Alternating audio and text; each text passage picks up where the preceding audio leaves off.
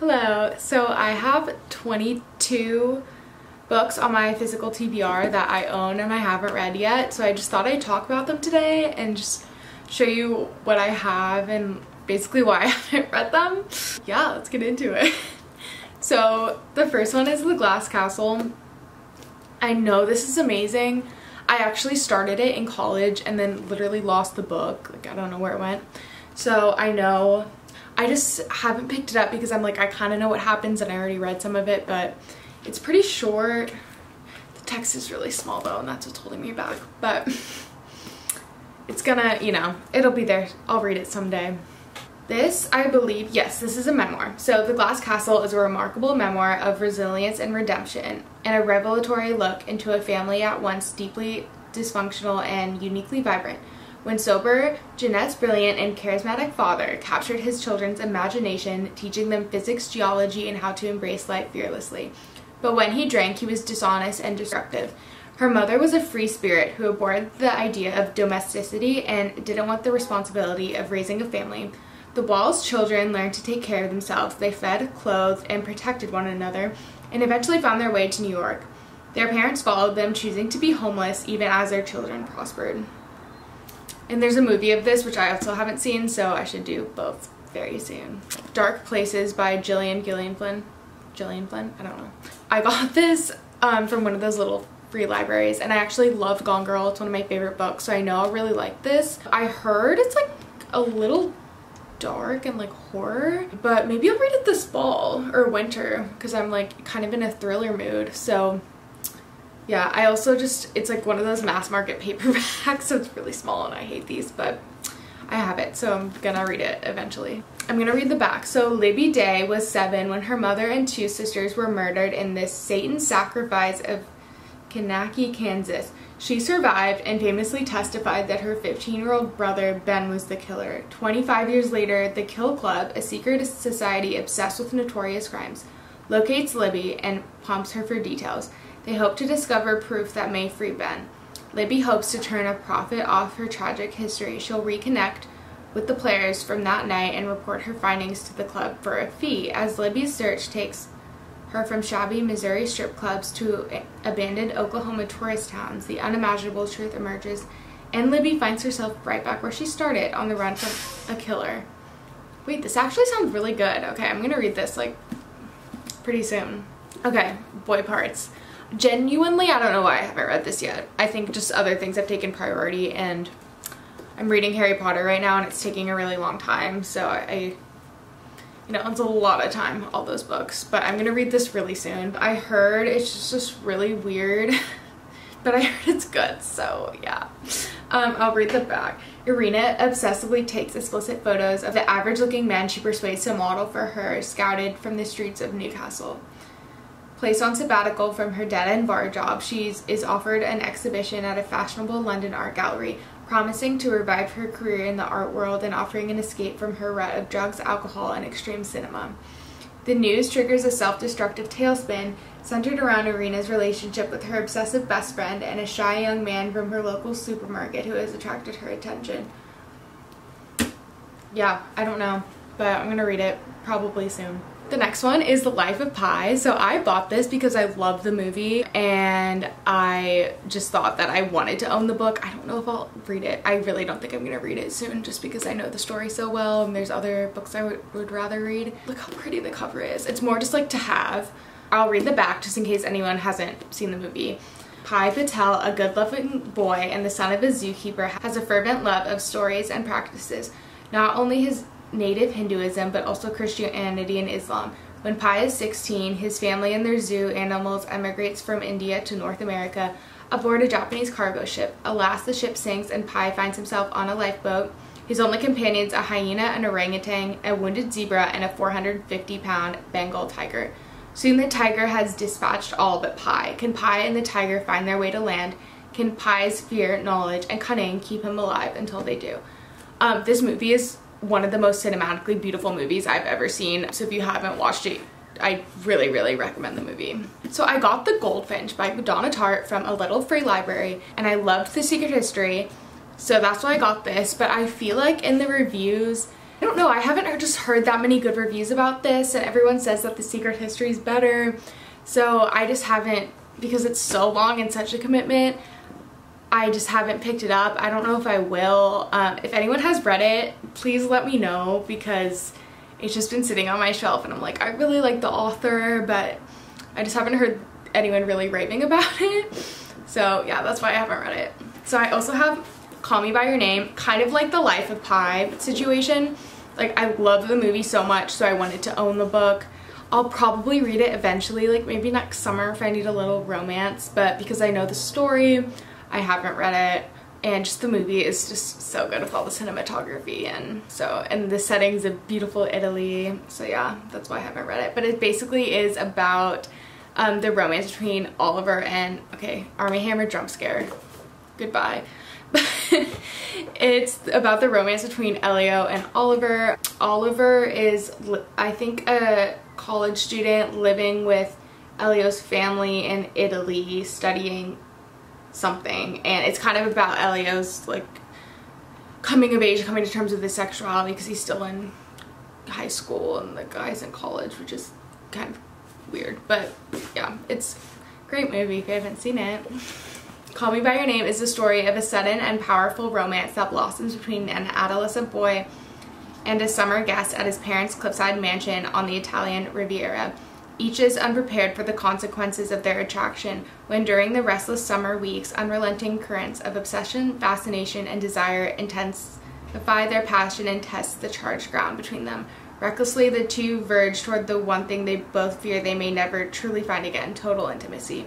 The last scene of this movie, when Timothée Chalamet is crying in the fireplace, I watch that like every 2 months. I watch that scene. It's so good. Okay, The Last Mrs. Parrish. I also found this in a little free library, and I had heard that it's really good, so I took it. I'm definitely gonna read this soon, like probably right after I finish the Harry Potter series. But Amber Patterson is fed up. She's tired of being a nobody, a plain, invisible woman who blends into the background. She deserves more, a life of money and power, like the blonde-haired, blue-eyed goddess Daphne Parrish takes for granted. To everyone in the exclusive town of Bishop's Harbor, Connecticut, Daphne, a socialite and philanthropist, and her real estate mogul husband, Jackson, are a couple straight out of a fairy tale, blessed with 2 lovely young daughters. Amber's envy could eat her alive if she didn't have a plan.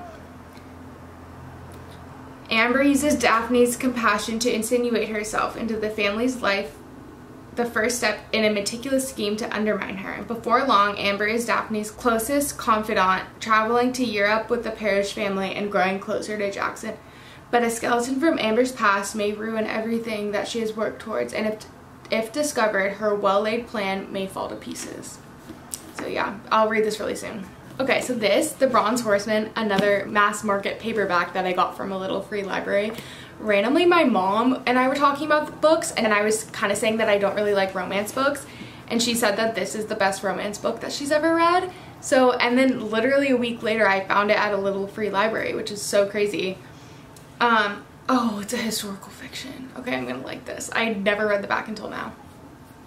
Leningrad, 1941. The war in Europe seems far away in the city of fallen grandeur, where 2 sisters, Tatiana and Dasha Metanova, share a cramped apartment with their sisters and brothers. And while life under Stalin has been harsh deprivation, unlike anything they have imagined is yet to come, for Hitler's armies are about to invade their beloved homeland. But amid the terror and hardship lie beauty and hope when Tatiana meets Alexander, a young Red Army officer. Confident and daring, he is also a man with a mysterious past and a terrifying secret. As the relentless winter and the German army's blockade grip the city, Tatiana and Alexander are drawn to each other in an impossible love that could tear her family apart and reveal his dangerous secret. A secret as destructive as the war itself. Caught between 2 deadly forces, the lovers are swept up in a tide of history that will change them and the world forever. Okay, that sounds amazing. This is gonna be on my TBR soon. This is The Red Tent. My mom really recommended this, and I started reading it. It's about how women were treated in like the biblical days, giving birth and like their menstrual. They literally were like, when they were on their period, they would like have to live in a tent like outside of the house. And yeah, I don't know, I guess it's really good. I think just at the time it was like the biblical setting just wasn't doing it for me. I wanted something more modern. Okay, told in Dinah's voice, this novel reveals the traditions and turmoil of ancient womanhood. The world of the red tent. It begins with the story of her mothers, Leah, Rachel, Zilpah, and Bilhah, the 4 wives of Jacob. They love Dinah and give her gifts that are to sustain her through a hardworking youth, a call to midwifery, and a new home in a foreign land. Dinah's story reaches out from a remarkable period of early history and creates an intimate, immediate connection. I'll pick it back up at some point, probably not soon to be honest. The next one, The Art of Racing in the Rain. I've heard this is really good. I believe it's about the relationship between a dog and an owner, and it's from the dog's perspective, which is interesting, and I'm down to read it. I just heard it's really, really sad, and that always holds me back. And I think it's like people have read it when they're kids. I don't know if it's YA, but that also kind of holds me back because I'm like, I want something a little more mature. But I know it's super famous, so I should read it because I think it's very loved. One Last Stop by Casey McQuiston. I read Red, White, and Royal Blue and loved it, so I would pick this up because I love the author. But I also just have heard that it's not as good as Red, White, and Royal Blue. It's also a romance book, and I just don't really like romance books. But it's a sapphic romance book, so that's why I thought I would like it, because it's a little different. Okay, so I think it's a little magical. So it says, I think it's about 2 girls, and one of them is stuck on a train. It says she's literally displaced in time from the 1970s, and August is going to have to use everything she tried to leave in her own past to help Jane. So yeah, if I want a romance book, I'll probably read this just because I already have it.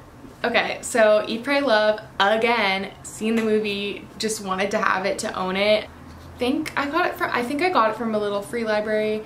And you know, when they're there and you don't have to pay for them, I'm just like, take kind of whatever I've heard of. But yeah, I know the movie's really good. I don't know if I'll ever read this, honestly. Okay, next, The White Album by Joan Didion. I've heard this is amazing. I read another book by her, I can't remember what it's called, and it was really, really good. I just have to be in the mood for, you know, nonfiction. Or is this nonfiction? Oh, it's about the Manson family? And the Black Panther Party press conference? Okay, I would love this. I don't know why I haven't read this. I think I just thought it would be like the other book that I read from her. And that one was about her, like, grieving her husband, which is really good, but I don't know. Yeah, I need to read this. I really like Joan Didion. I have no excuse. Okay, All the Light We Cannot See. This is a World War II historical fiction, so I know I'm gonna love it. I just haven't had the chance to pick it up yet, honestly. I've heard good things about it, so yeah, I'm gonna read it soon. I have no excuse. Okay, The Kite Runner. So I've read 1,000 Splendid Suns already, and that's why I haven't read this, because I don't want to read like things that I think are going to be similar too close to each other, but I did read 1,000 Splendid Suns over a year ago, so I definitely can pick this up now. It's also just so famous, so I know it's going to be amazing. Slow Fire Burning, this was like there for me to take, so I just took it. And I know I'd heard of the author because she wrote another famous book, I think The Girl on the Train. Let's see what it's about, because I haven't even looked this up. When a young man is found gruesomely murdered in a London houseboat, it triggers questions about 3 women who knew him. Laura is a troubled one-night stand last seen in the victim's home. Carla is his grief-stricken aunt already mourning the recent death of yet another family member. And Miriam is the nosy neighbor clearly keeping secrets from the police. 3 women with separate connections to the victim. 3 women who are, for different reasons, simmering with resentment, blah, blah, blah. So yeah, I just haven't heard that much about this, so that's why I haven't read it. If I hear a lot about a book, then I'll read it, but if I don't, then I'm like, is it that good? I don't know. We'll see. Okay, Zigzags by Kamala Puligandla. Sorry.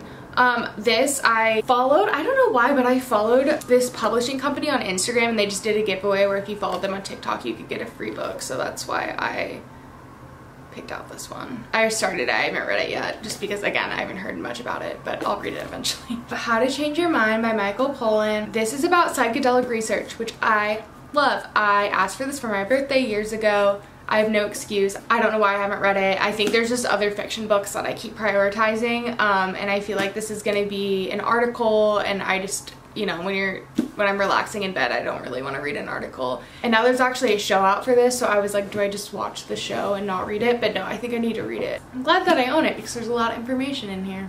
yeah, maybe I'll do like a chapter a night or something and then also read a fiction book at the same time. I don't know. Okay, we're nearing the end.